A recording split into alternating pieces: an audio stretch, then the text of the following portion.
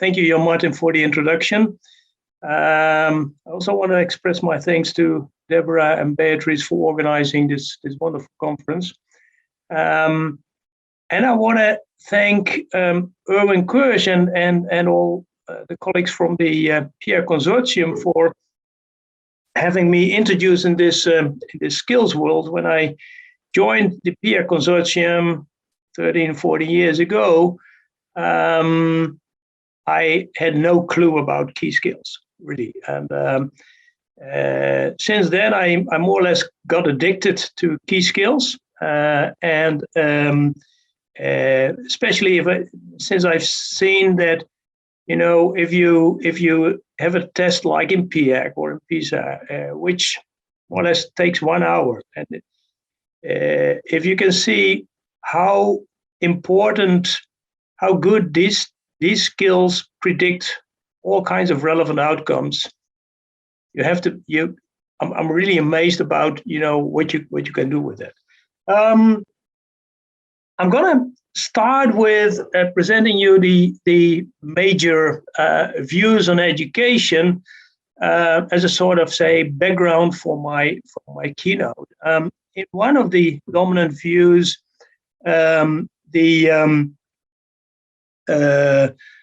education is seen as a place where you develop productive skills, skills that are not only relevant for education, but also in the workplace and for life in general. In another view, it says, well, it's not so much about the skills that you learn, because those skills aren't really that relevant for functioning on the labor market.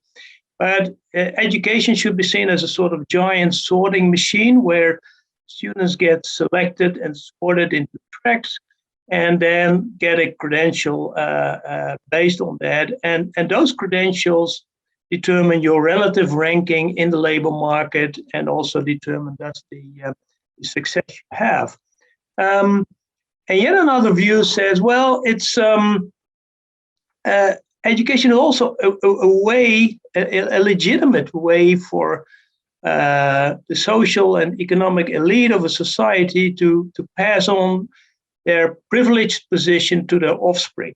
So unlike in the aristocracy, where you pass this on by birthright, pass it on by getting a certain educational attainment and by visiting certain schools.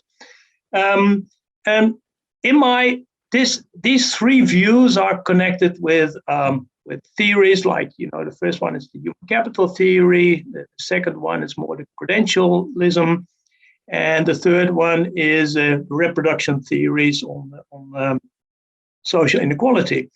And in my keynote, I will not make this a competition because there is an element of truth in all these views. But I'm going to present you with the result of two projects that I have been engaged in the past 3 years that give you some new evidence on the role of skills. And I'm going to focus on the two places where skills production takes place. That's the family and schools. Let's first have a look at the family. And what I'm going to talk to you about is this project on the intergenerational transmission of skills. Internally, we refer to this project as the gold mine company, and I'm self-declared CEO of this gold mine. Here you see some of the early diggers. There's Rick Haneszek here. This is Simon Wiederhol. This is Guido Schwert. This is my comrade-in-arms, Babs Jacobs, who started with the early digging, and Stan Vermeulen. And in this project, in the past 2 years, we have developed this intergenerational transmission of skills data set. And it's the first component of this data set is that we looked at a number of very large longitudinal studies that were carried out in the 70s and 80s. It started at age 12, and where these students were followed until they left education, so up until the university education. And at age 12, they got a national school performance test with math and language. They got an intelligence test, and there was also a questionnaire sent to the parents to get some background information about their education, the occupation, and household situation. What we did, and what made it unique, is that these original respondents, when they were 12 in the 70s and 80s, but they're now in their 40s and late 30s, and they have children of their own.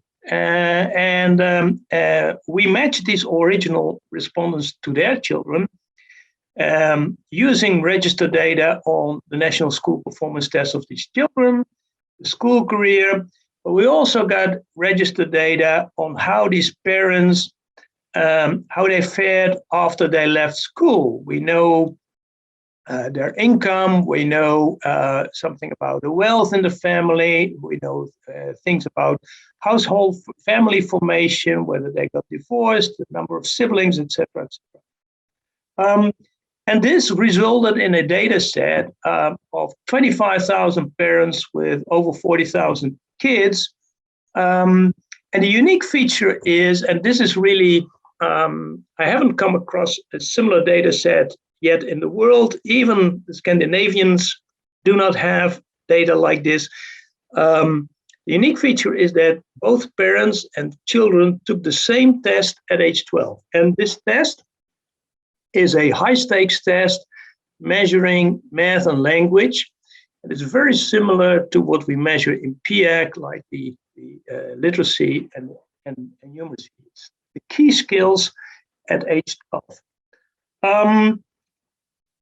And in the first contribution that we made, as a joint paper with Bob Jacobs, we looked at the mechanisms that underlie the intergenerational persistence in education. As you know, there is not much educational mobility. If you have high educated parents, chances are high that they get high educated kids. Correlation in our data set is 0.36, and it's very similar to what we find in other data sets and in other countries. So this is a pretty strong predictor of educational success of children.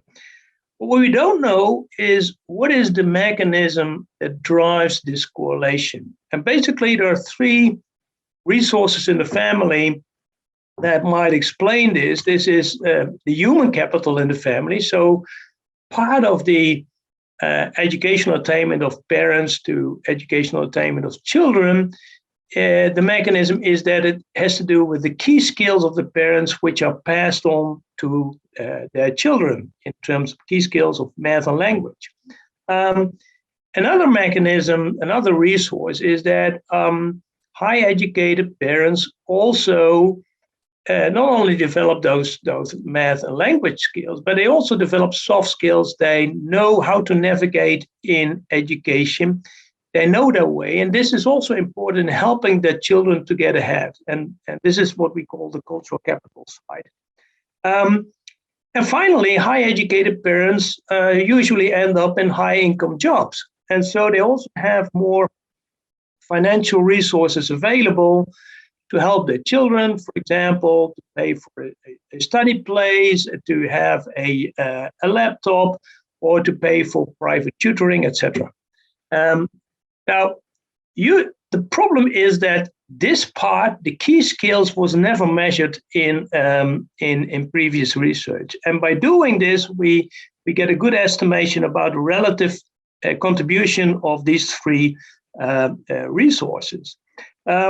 And if we look at the effect of educational attainment of parents on educational initial track choice in secondary education, about half of this effect is explained by the human capital of the parents, so the passing on of key skills from the parents to the children.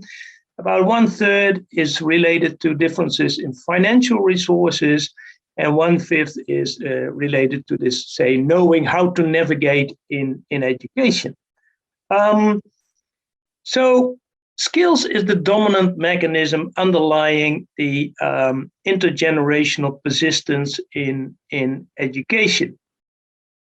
We did some robustness checks. We looked at whether this affect difference for father-son, father-daughter, mother-son, mother-daughter. Doesn't make any difference. So the effect is exactly the same for all of these combinations.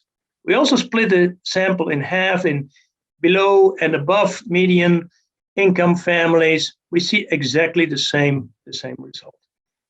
Now you might wonder if families are so important, and if the key skills of parents are so important in this intergenerational persistence of education, maybe this is all genetic.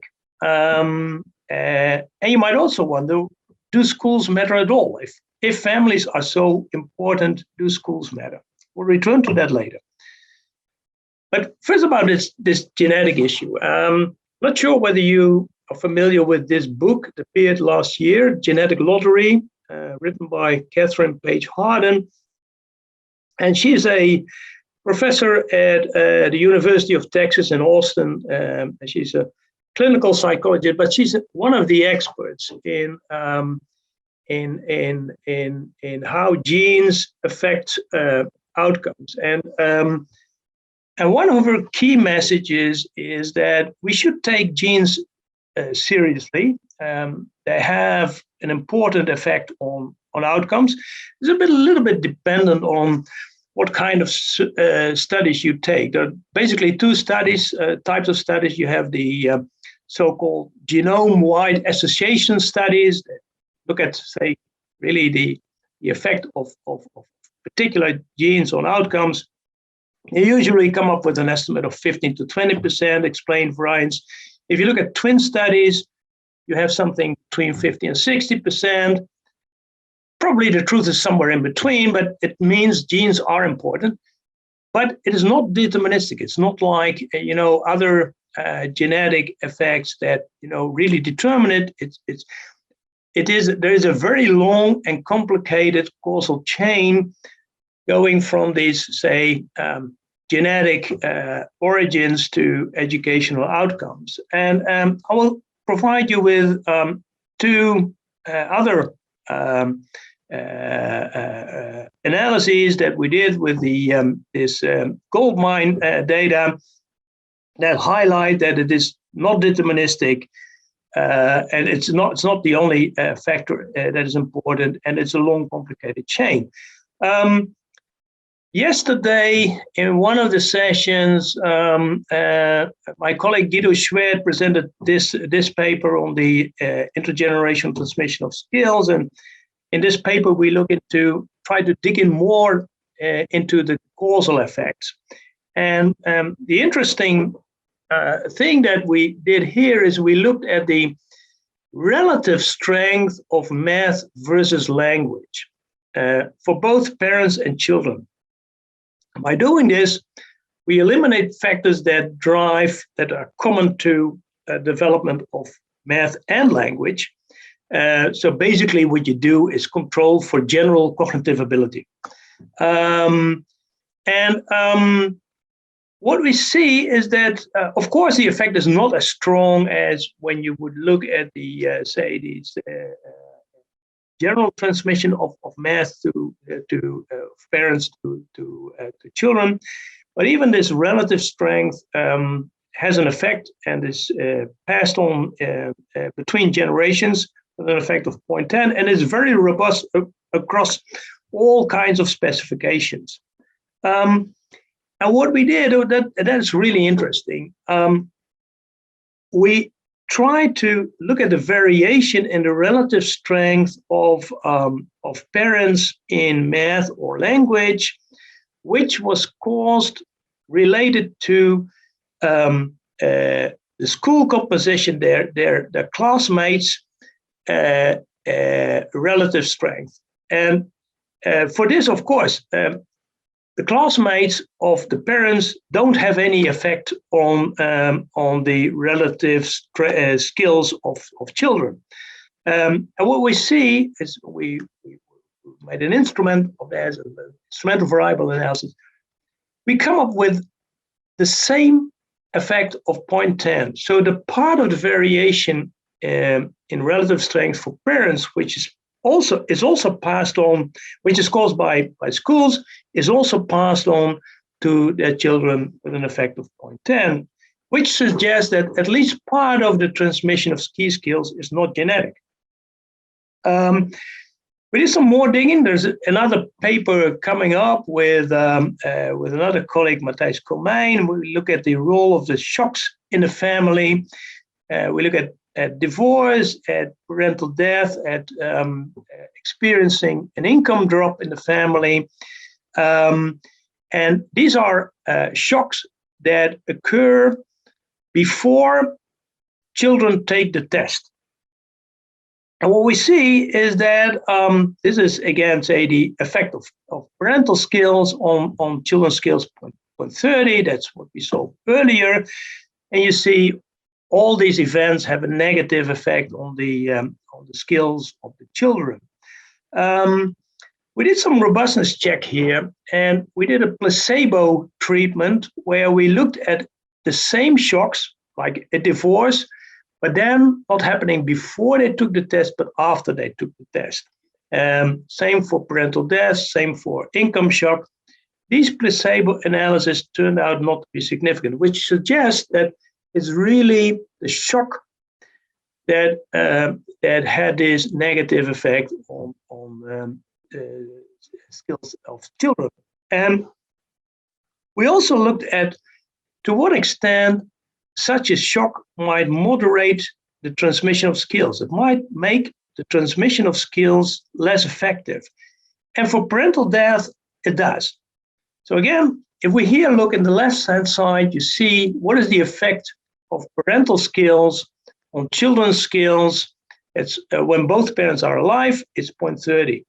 If one of the parents has died before the test was taken for the children, this effect drops with a 50%, which again, I think is a very good illustration that there is a very long and complicated chain going from genes to outcomes, and there might be a lot of distortions underway. Shocks in the family, parental death is one of those shocks. Now, what about schools? Do schools matter? Here I want to introduce you to another data set that we have been working on in the past few years. It's called the Netherlands Cohort Study on Education, Nationaal Cohort Onderzoek Onderwijs,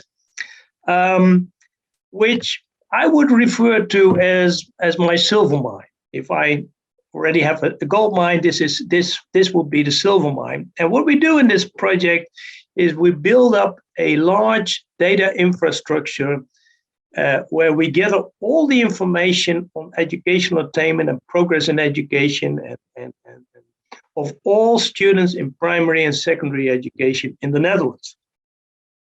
And the interesting thing is that in the Netherlands, in primary education, schools are required to assess the progress in the key domains, math and language. This is mandatory. They have to do this enforced by the ministry. And they do this for the whole period, starting at age 6, grade 1, up until age 12. This is the age where in the Netherlands you make the transition to secondary education. And these tests are taken twice a year, at the midterm, January, February, and just before the holiday. And in the past 2 years, we got information from 40% of all schools in the Netherlands, with almost 500,000 of students from 2014 onwards. And what makes these data unique? And again, I'm very excited about this because this is really a unique data set. These schools do not use their own test, they use a national test to do this, which makes, and they mainly take this from one big test supplier. It's like, say, the ETS for the Netherlands, CITO. And this makes these data comparable across schools. Moreover, and I think this is also very interesting, all these tests are based on a continuous scale from grade 1 to grade 6, which means we can follow the development year by year and see how they develop their skills in math or language, which makes data comparable across grades. And then we were lucky because the pandemic hit the schools. The first school closure took place just after the midterm test in 2020 was taken.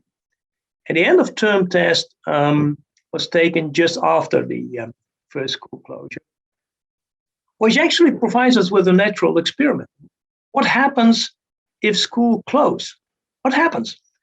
And this is a sort of counterfactual, which is not easy to assess because everybody goes to school, right? It's mandatory initial education, when you're young, up until age 16, everybody goes to school. So you don't have a good counterfactual if what happens with children if they do not go to school.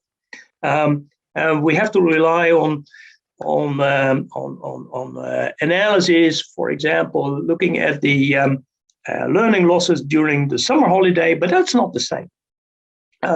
So here we have a real natural experiment for which my view, probably, no ethical committee would ever agree to have an experiment like this, right? What we saw during the pandemic, there is a large dip in learning growth. So schools matter. And it was huge. It was up to a learning loss of 6 to 10 weeks, most for math, but also for reading and spelling. So there's no doubt about that. Schools matter. Schools are important for the development of skills. There's a learning loss if they are closed. Now, what about social inequality? Because one of the interesting things that we see if we look at education systems around the world, most modern education systems, if you look at social disparities when children enter education, and if you look at the same social disparities when they leave education, you usually see an increase in the social disparities. And this is often taken as evidence for social reproduction. But the problem is that part of this is just a Matthew effect, right? If we look at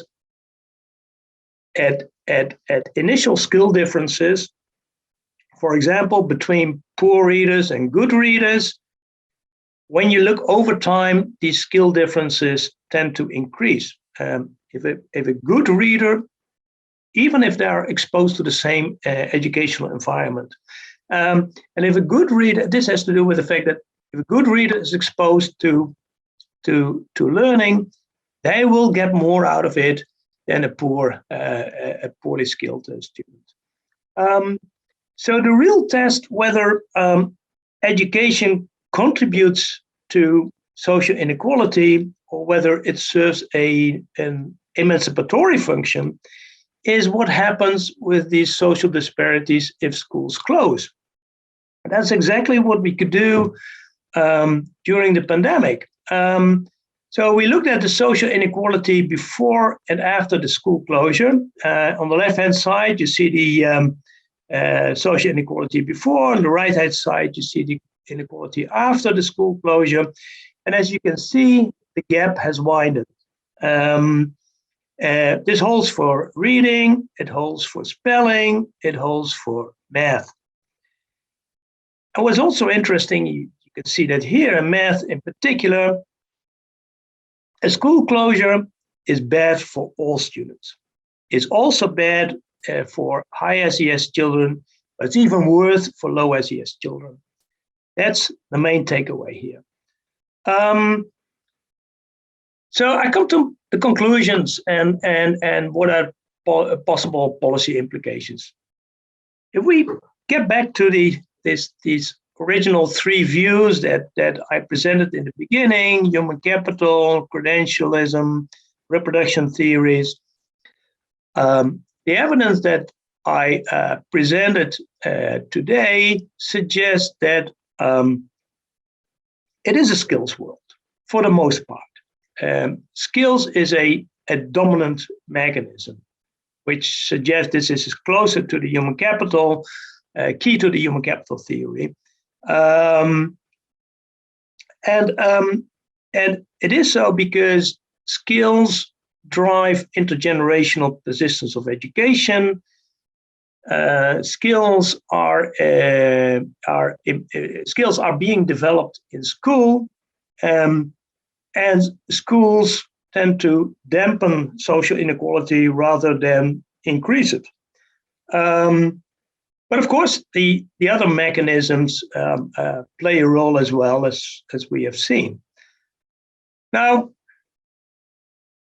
we saw that there is a strong effect of families, and maybe we don't know which part of this is genetic. It could be 20%, could be up to 50, 60%. But even so, even if it is genetic, what does it mean? And I'm going to get back to this book of Catherine Harden. And one of her other key messages is the role of luck in these outcomes. Because basically, if we look at educational outcomes, where people end up in the educational system is, for a large part, being lucky in two lotteries. The first lottery is the genetic lottery. The second lottery is the environmental lotteries that the families you're born in. If you take it from that perspective, then, achieving a university degree has not so much bearing on, effort or merit or whatever. It is also, for a large part, being lucky in both of these lotteries. And it also means that there is no ground for a lack of social policy to decrease those kind of differences that occur. You can take an example of short-sightedness. Short-sightedness definitely is related to genetic differences, and still we provide eyeglasses to young kids in order to create a level playing field, and we think that is good. That's good. That's how we create a level playing field. And for skills, it's not so much different. You probably know this picture well about, say, the difference between equality and equity, where you provide the same resources to everybody, or whether you provide some additional resources for those who need it. And that is the difference between equity, and it's actually about creating this level playing field. And personally, I'm very optimistic about that schools and education is capable of doing that. And the reason why I'm optimistic is that when we look back at the pandemic, one of the things that happened is that our mindset has changed. And one of the interesting outcomes of the pandemic was not the dip after the first school closure, but the fact that they were able to catch up again after the school closure in the longer term. It didn't completely catch up, but partly they did.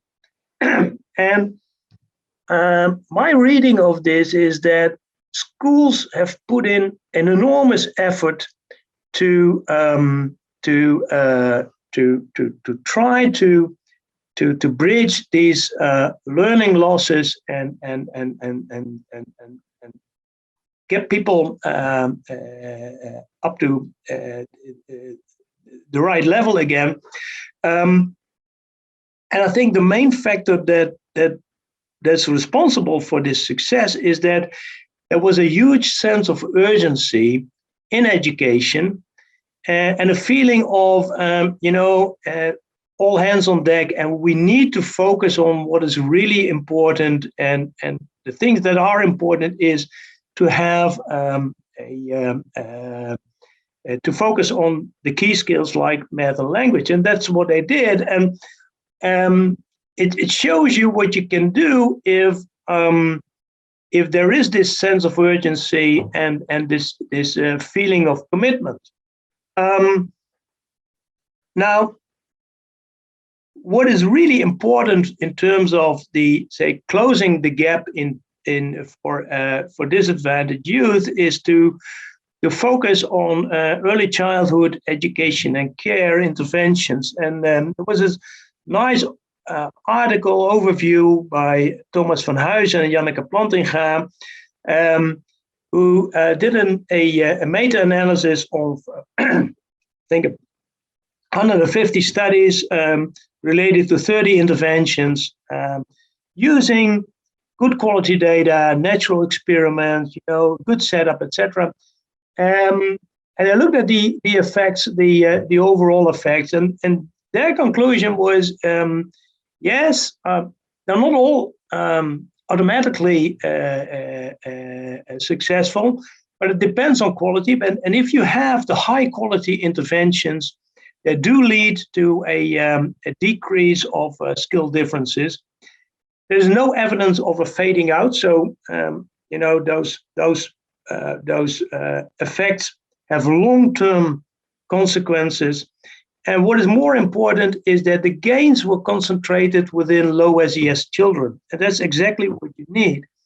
And one of the reasons why those early interventions are so successful has to do with the Matthew effect that we talked about earlier, because it also works as a sort of leverage to increase the effectiveness later on. If you are able to close the gap at age 3, it will have the effect will be multiplied later on. And this is exactly why Cunha and Hackman think these early interventions are so successful. Now, of course, the other mechanisms should not be forgotten either. So it's also important to look at differences in cultural capital that drive educational outcomes. We know it is important. And one of the sort of interventions that you can think of to decrease that is to have a stronger engagement of low-skilled parents. There have been a number of very good examples of successful interventions in this way. And the other has to do with the differences that relate to differences in financial capital. And here I had to say that I was a bit surprised that this came out so strongly, because normally in the Netherlands, we think we have a very egalitarian country where more funding it goes to disadvantaged schools than to schools that have children from highly skilled parents, and still we see this effect of financial resources. And my worry is that this will increase over time, because what we see now in the past few years, that there has been an increase in shadow education. In the Netherlands now, 40% of young children and children's secondary education participate in some form of shadow education. And of course, this shadow education is costly, and it's making use of this shadow education in private tutoring, for example, is located in high-income families. So we need to think about, making funds available for low-income parents to compensate for that. I want to stop here and take some questions, and maybe we cannot answer all questions, but later on you can always write or email me, or we can have a chat later on. Thank you.